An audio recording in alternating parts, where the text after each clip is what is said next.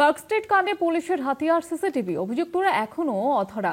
Hotel থেকে রাস্তার মোড় সর্বত্রই সিসিটিভির ফুটেজ সংগ্রহ, ভিন রাজ্যে পালিয়ে যেতে পারে এমনটাই অনুমান করা হচ্ছে গোয়েন্দাদের তরফ থেকে। পার্ক স্ট্রিট কাণ্ডে পুলিশের হাতিয়ার সিসিটিভি, এলাকার সমস্ত সিসিটিভি খতিয়ে দেখা হচ্ছে। এখনো অধরা রয়েছেন অভিযুক্তরা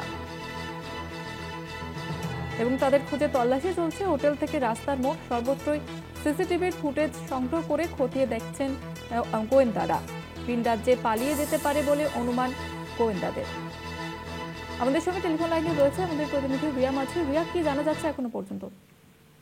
দেখো, পার্ক স্ট্রিট খুন কাণ্ডে এবার হাতিয়ার করা হচ্ছে সিসিটিভি, কারণ সিসিটিভি হচ্ছে একমাত্র রাস্তা এই অভিযুক্ত অবধি পৌঁছাতে পারবে বলে মনে করছে তদন্তকারী আধিকারিকরা। কারণ এই যে দুজন অভিযুক্ত যারা পলাতক রয়েছে, এদের যে বিভিন্ন বিষয় যেটাতে দেখা যাচ্ছে যে তারা পুরোটাই পরিকল্পনা করেই এসেছিল এবং পরিকল্পনা মাফিক সমস্ত বিষয়, যে চাদর দিয়ে খুন করা হয়েছে, শ্বাসরোধ করা হয়েছে, এমনকি সিগারেটের যে জিনিসপত্র, যেটা হাফ যেটা পড়ে থাকে, যেটা ফেলে দেওয়ার জন্য, সেই সমস্ত জিনিস থেকে আরম্ভ করে মদের বোতল, সমস্ত বিষয় কিন্তু তারা ব্যাগে করে নিয়ে গিয়েছে।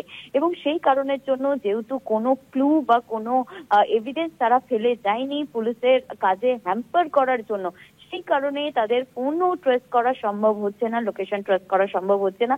সেই কারণের জন্যই কিন্তু সিসিটিভি, অর্থাৎ এক্সিট যে হোটেলের সিসিটিভি, সেই এক্সিট সিসিটিভি থেকে আরম্ভ করে সেই রুট ধরে যেই রাস্তায় তারা গেছে, বিভিন্ন রুটের সিসিটিভি, বিভিন্ন মোড়ে, ওই যে রফিক আহমেদ কিদওয়াই রোড, সেখানের প্রতিটা মোড়ে মোড়ের সিসিটিভি যেখান দিয়ে তারা যেতে পারে বলে মনে করছে তদন্তকারী আধিকারিকরা, সেই সমস্ত জায়গায় সিসিটিভি ফুটেজ সংগ্রহ করা হয়েছে এবং কোন পথ দিয়ে পালিয়ে গিয়েছে অভিযুক্তরা, তারই একটি রুট ম্যাপ তৈরি করছে গোয়েন্দারা। তবে ইতিমধ্যেই যেটা মনে করছে যে তারা ভিন রাজ্যে পালিয়ে যেতে পারে বলে অনুমান করছে, কিন্তু কোন পথে তারা পালিয়ে গিয়েছে সেই বিষয়টা দেখার জন্যই কিন্তু মূলত সিসিটিভি ফুটেজ অ্যানালিসিস করছে তদন্তকারী আধিকারিকরা।